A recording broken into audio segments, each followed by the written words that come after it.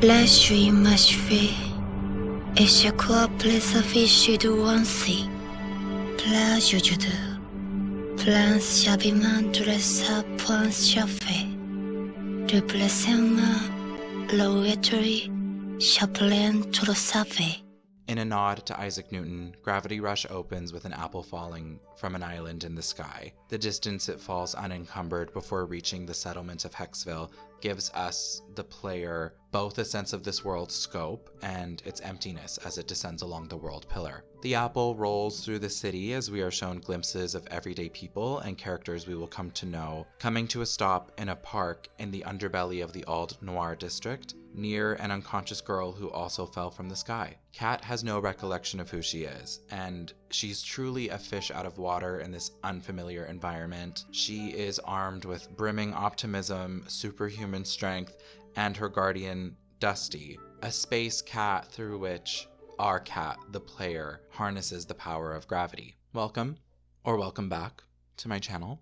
Today we're taking a bit of a pivot from my usual content because I'm talking about a game that I actually really like. Thankfully, I have the range. I first played Gravity Rush probably pretty close to around the time it came out. It was released in 2012. I played it originally on the Vita. For the purposes of this video, I did get the remaster for PS4. Even though I still have my Vita, I just don't know if I wanted to dust it off. I was curious as to how the game would play on a home console, because the Vita is portable, you hold it in your hands. The motion control aspect of it, I feel like, is less jarring, because when you do this as a means of aiming, it's very different from doing it on your controller, because your television is stationary, whereas your handheld console is not. It's definitely a less dizzying experience if you play it on the Vita itself. That being said, though, I do think the port onto PS4 is largely successful. I think it's pretty good. This is also the first game that I ever got the Platinum Trophy for. Kat's story is split into episodes via semi-animated comic strips, which is very fitting considering how the game pulls artistically from the work of French artist Jean Giraud, more commonly known as Mobius. The way Kat falls from the sky mirrors the fall from the Incal. Kat travels to these vast, otherworldly, spacey dimensions, like the flying hero Arzak. The cat Dusty and its counterpart Crow, Guardian, She are the same animals as in The Eyes of the Cat, and I think the Gravity Rush concept as a whole is loosely inspired by Angel's Claw, which is erotica with a supernatural lean. Angel's Claw depicts women exploring themselves sexually, but also features this motif of floating girls, which I think gets mimicked in Gravity Rush in some ways. The first work featured is of a woman. She's naked and she's in the fetal position, and she's surrounded by a crowd of people, and she's kind of on the edge of a cliff or some sort of brick wall. That's kind of reminiscent of Kat waking up in the middle of this district, having no idea where she is. She's not naked, of course, but they both share this similarity of depicting someone unconscious in public. There's another piece in the book as well that I think Raven is directly modeled after. I love the comic book style that Gravity Rush achieves. There's something in the way in which the environments are drawn and the lighting effects are done that really makes the environments graphic, and they pop like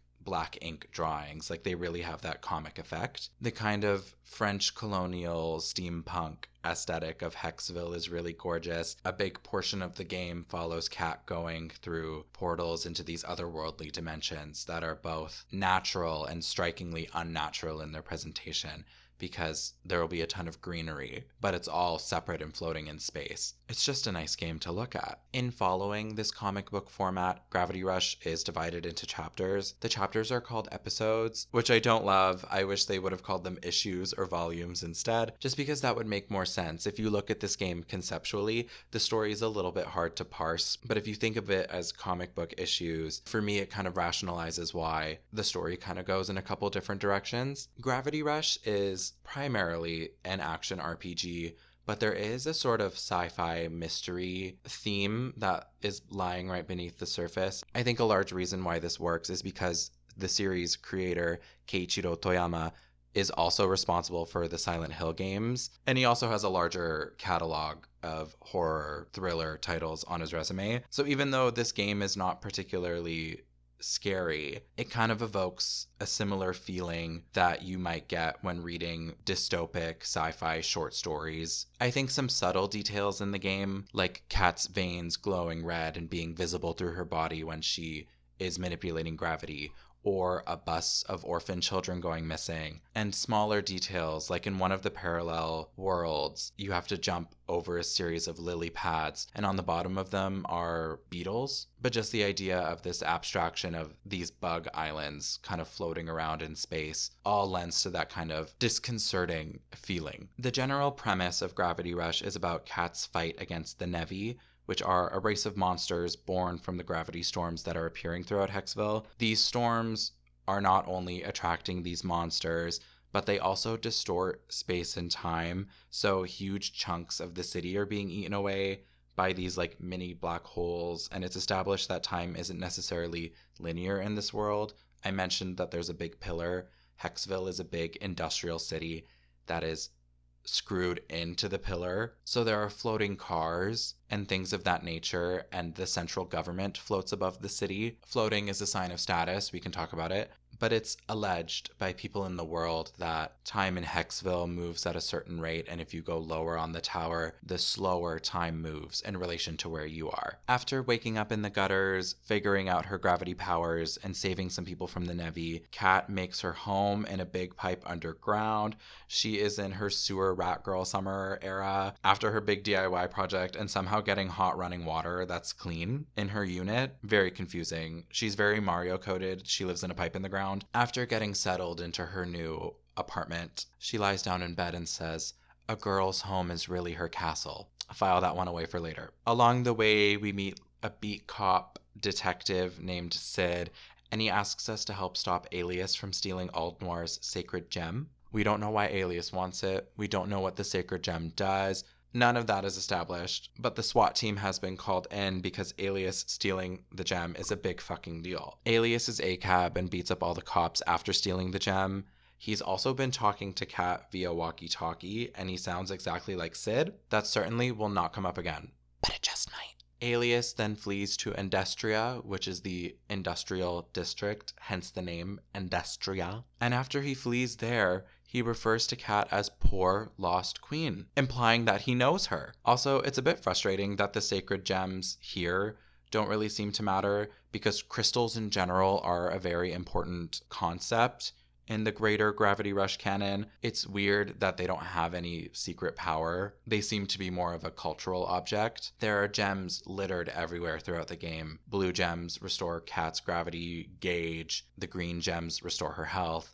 And there are these reddish, purpley kind of gems that are a source of power and are generally implied to be a condensed form of gravity that can be converted to energy. So you as the player collect these to unlock power-ups for Kat, but you can also use them to restore certain parts of the city. It doesn't actually have a in-universe meaning necessarily, but it unlocks side trials for you to do, beat X number of enemies in a certain amount of time, beat this race within the time limit, things like that. So it's interesting that the language of the game tells us that gems are important, but the sacred gems literally don't mean anything. At a certain point, Kat meets with a local fortune teller.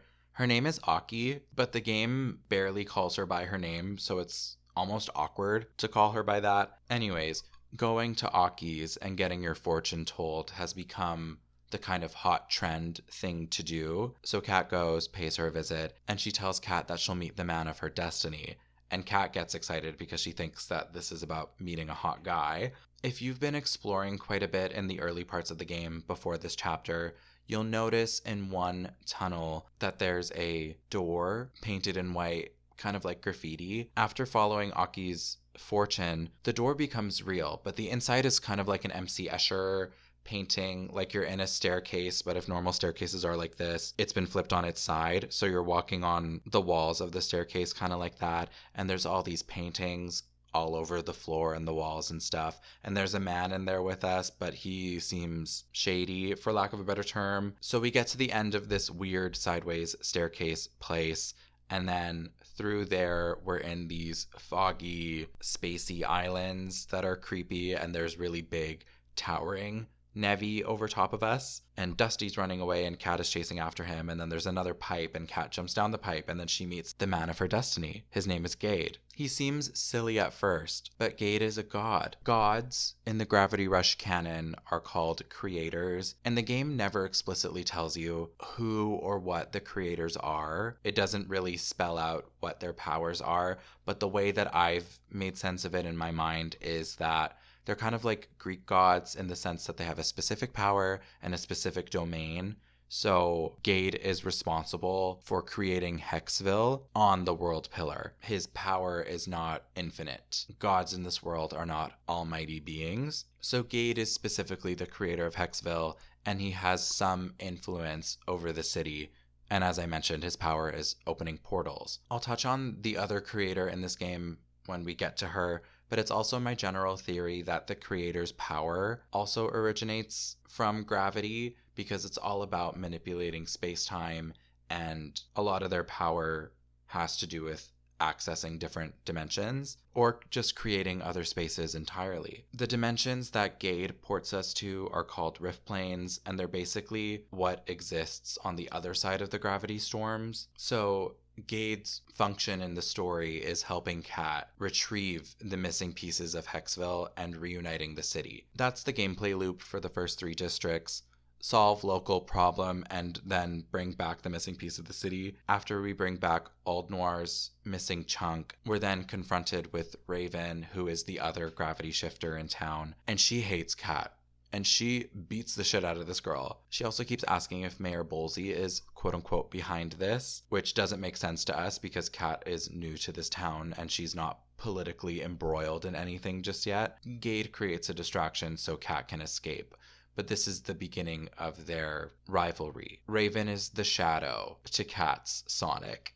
Next, we go to Plejun. Plejun is home to both the entertainment district and Hexville's most prestigious school. So it's an interesting dichotomy in how access to both the best education and the best sex work is all in the same neighborhood. Here, Kat meets Newt and he asks her to locate Echo. This school interlude is totally secondary, like it doesn't really impact the main plot, but it really reads like a horror short story when isolated. Echo is protecting a Nevi in her bag, and she can maybe understand what it's saying, or she's projecting her feelings onto it, either or. But because she's hiding a monster in her purse, everyone thinks that she's like the weird creepy girl. And then Newt one day just can't find her anywhere, so Kat goes on this goose chase, and when she finally does find her, the Nevi recognizes Kat as a threat and gets huge, absorbing Echo into this kind of Arukenimon monster. Kat is able to defeat the Nevi without hurting Echo, and everything is fine. And it also hints that the Nevi might have more intellect than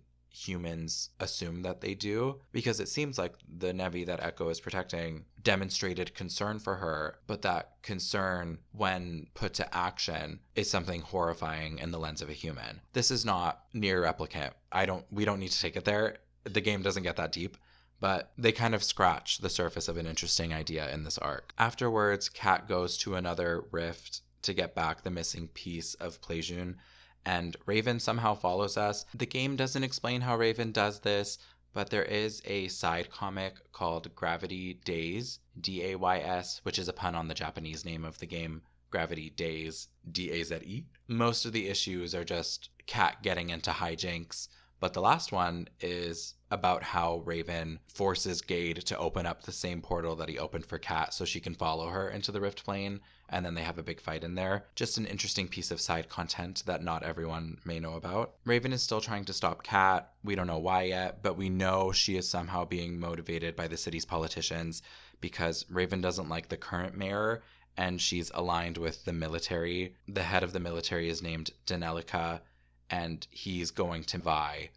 for the mayor's seat sometime soon. Raven and Kat fight. It's a tie, and Plejun is restored. Kat can now go to Industria, and remember, this is where Alias is. So something similar happens where Alias is trying to take the sacred gem here too, but this time Kat actually fights him. Alias has the power to control the Nevi, so we're fighting against him, we're fighting against Nevi, and he's also hidden bombs all around Industria, so he's trying to blow up the whole neighborhood. After taking care of all of that and protecting the city, Kat knocks Alias into a garbage compactor. We don't see the body, so this certainly won't be the last time we see him. Kat has now become a hero and she's ascended to a sort of celebrity status. She has been dubbed the Gravity Queen for protecting the town. In the background of all of this, though, the military has been keeping a very close eye on Miss Kat. We're going to go on a bit of a tangent in relation to the male gaze here, specifically to do with the lens through which Kat is viewed. The narrative does a really interesting thing where it switches back and forth between basically calling Kat a slut, but then on the flip side,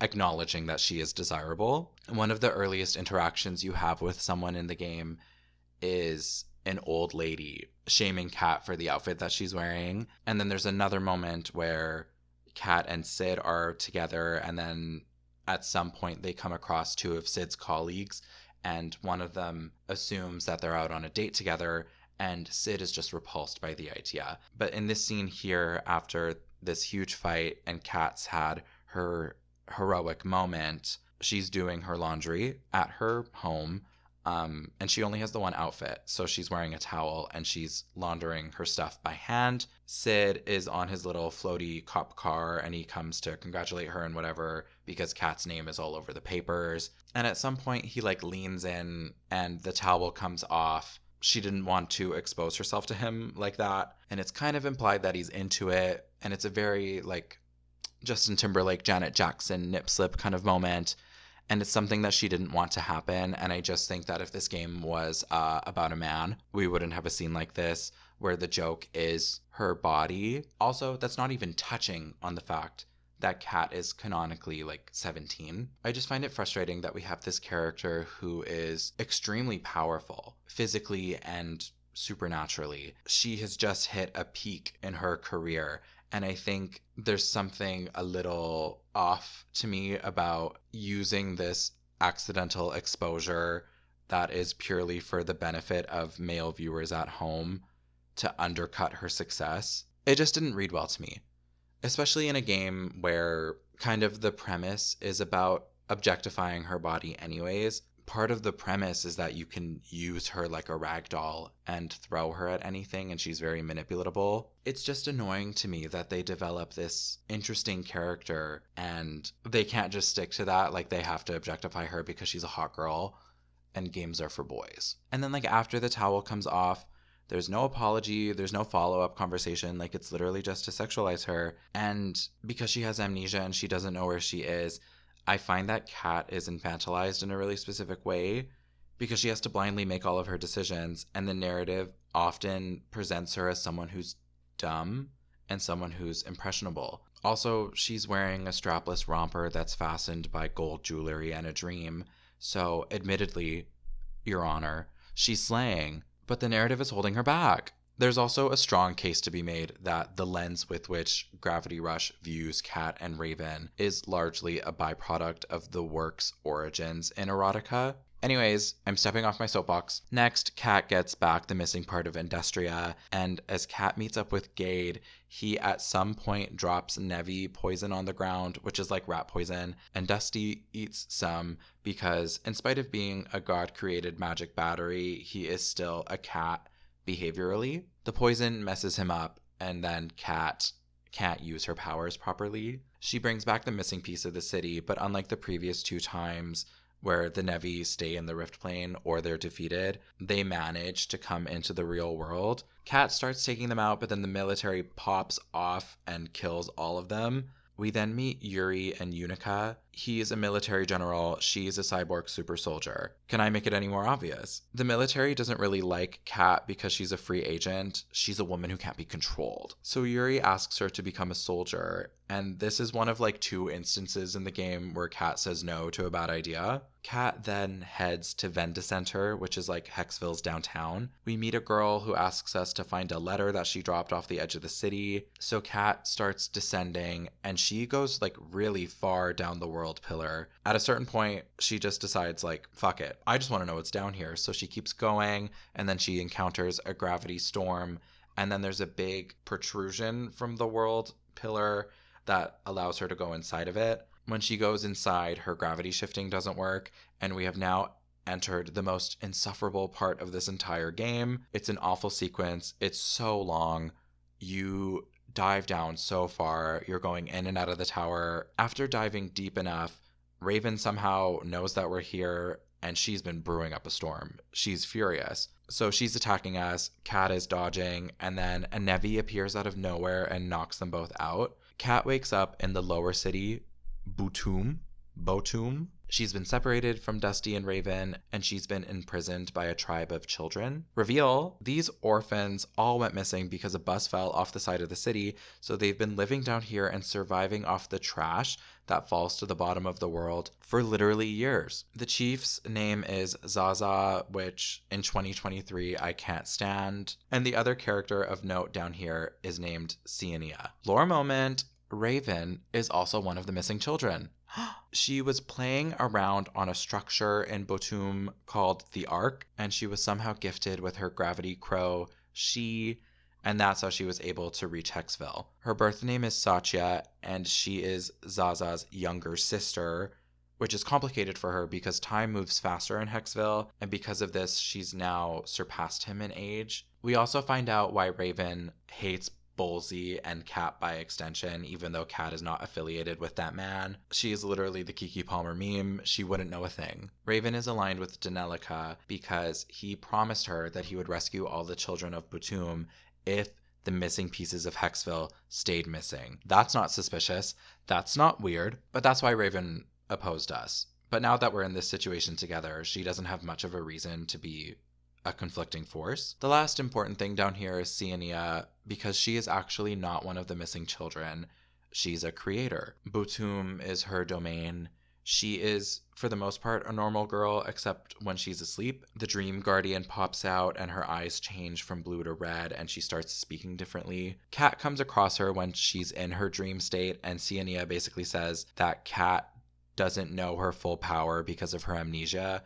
So Sienia dreams Kat into a parallel dream space, kind of like Inception almost, where Kat is chasing a version of herself dressed as a queen. This is where we get the payoff from the setup at the very beginning of the game. As Kat is chasing this figment version of herself, Sienia is cryptically narrating that Kat was facing a huge problem and was powerless to overcome it. In this vision, she also sees herself strung up, almost crucified. After Kat wakes up, she's now more powerful and she can see things that she couldn't before. It's very fitting because Sienia's Dream Guardian aesthetic is all about eyes, like her eye color changes. There are eyes all over her dress. Kat can find new gems throughout the world, so there's added currency in the mid-game, which from a play perspective is really cool. But Kat can also see new weak points on enemies, which is great because that big Nevi that knocked her and Raven out of the sky earlier needs to be killed, and they couldn't figure out how to do that before, but now Kat knows where to kick. This big Nevi is called Nushi. It's a big like eel dragon that terrorizes the children down here. Kat almost beats it, and then she hops down to the Ark with Raven, and with her new vision power, she is able to find the entrance to the Ark.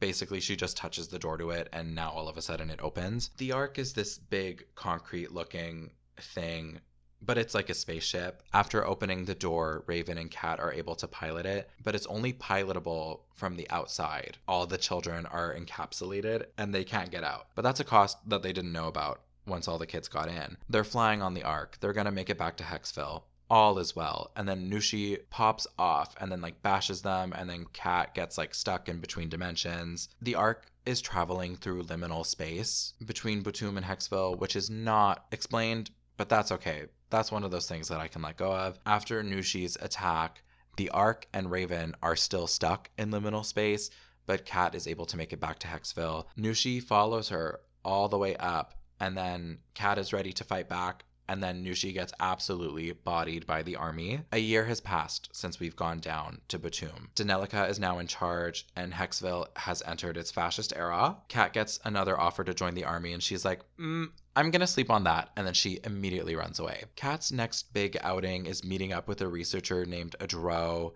He's testing out these devices that send signals to attract the Nevi, but he's being really shady, and then he keeps like playing dumb as if he doesn't have any sinister motives. He makes Kat go to fight the Nevi, but this whole operation is primarily to gauge Dusty's power as an energy source. This is the main reason why I think Kat is dumb, because she just uncritically goes for it. She sets up these sensors around the town, and just in case you weren't getting a sense that Adro is not a nice man, the monster lures that he's making you set up are also bombs. And she's mostly doing it because Adro is complimenting her. Like, she likes the celebrity attention. At a certain point, he asks her to like taxi her up to the top of the clock tower in Venda Center, and she drops him off at an airship. The airship takes him to his secret lab in the sky, and he meets up with Mayor Danelica, and they're chatting about Project Sea Anemone. Side note, marine imagery is abundant in these games.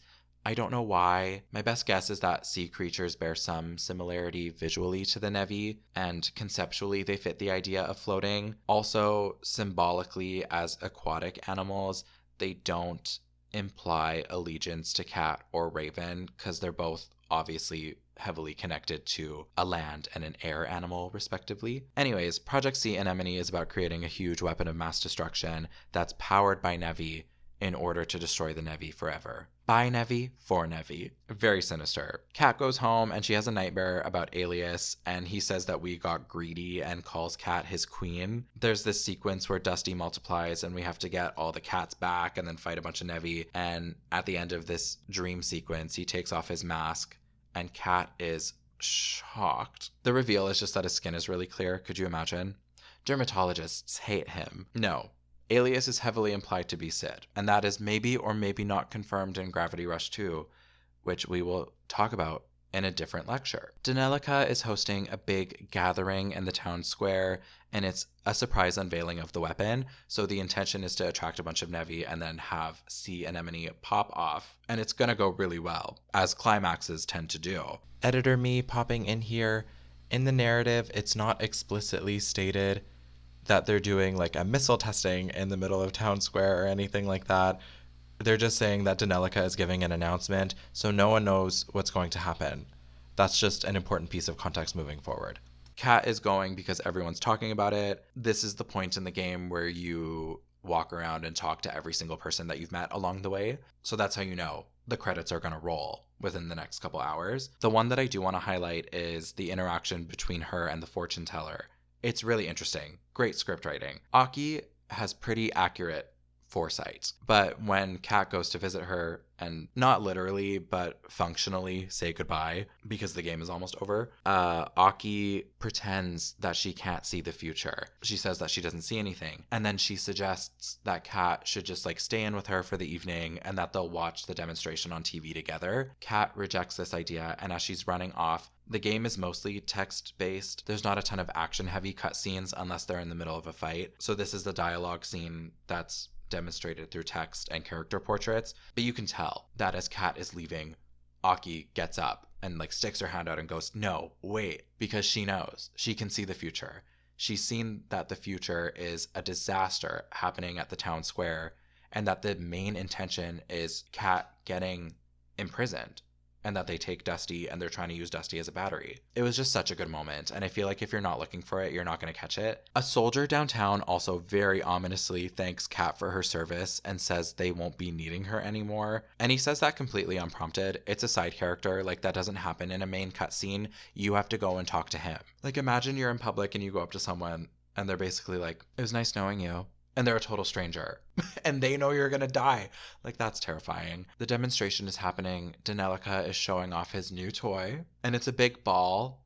It's kind of like in The Incredibles, that big machine, but without the arms, and it floats. A bunch of Nevi appear, and this is probably staged to demonstrate the Anemone's power, and the Anti-Nevi Act is announced, which is just a law to put Kat in prison, and so they can take Dusty away from her, because, and it's never established, but the Guardians and the Nevi, there's a connection there. Unica starts attacking Kat because her services are no longer needed. Unica, from a more personal perspective, her motivation is that she wants to be the town hero. I didn't really touch on her very much. The game doesn't give her a lot of screen time either, but she's a cybernetic soldier, and she's the main sort of army rep. And she kind of occupies the antagonist role that Raven filled for the first two-ish thirds of the game. In the fight with Unica, Kat says the smartest thing that she probably has between both games and all Gravity Rush adjacent media. She looks at Unica dead on her face and says, "If I'm disposable now,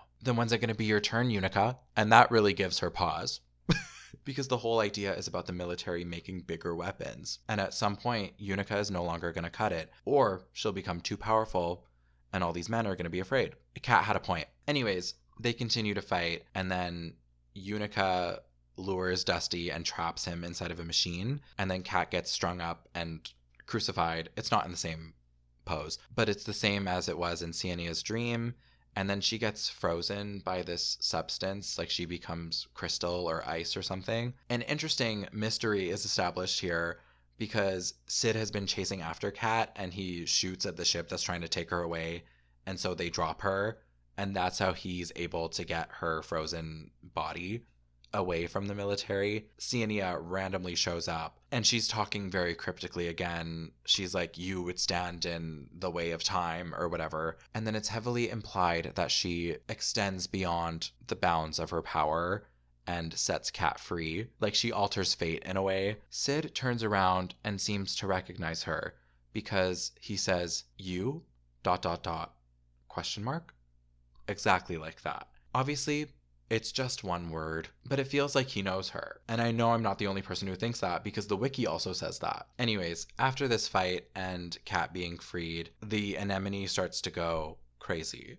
And the Nevi that are contained within it start to burst out. And it's destroying the city. Like parts of Vendicender are being just torn apart. So Unica is an independent woman, and when Kat spoke, she was listening. So they team up, two girl bosses coming together, which is actually Unica's dream. We'll get to that in a second. That is so funny. That is so funny, but it'll be funny in like 5 minutes. I promise. So they team up to stop the anemone, but their attacks aren't working that well, and at some point, Gade enters the fray. So he flies up at some point and opens his robe. Wait, that sounds really inappropriate because I didn't explain how his power works. Visually, he's an old man, but he is a head with arms and legs. In lieu of a torso, it's just a big portal. So when he opens up his jacket, it's just another dimension. And again, I don't know why the end of Gravity Rush is so evocative of The Incredibles, but that part in The Incredibles when they have to save Jack from the plane in the sky, and then you think like there's no solution, and then Elastigirl turns to Mr. Incredible and goes, "Throw me." Kat is about to do her finishing move on the anemone and try to make that work, and then Gade is like, "No, do it on me." And then he like opens his robe, and then she does it, and it's so that the portal that he naturally has gets ripped open wide enough. This sounds really graphic for some reason. She rips him open wide enough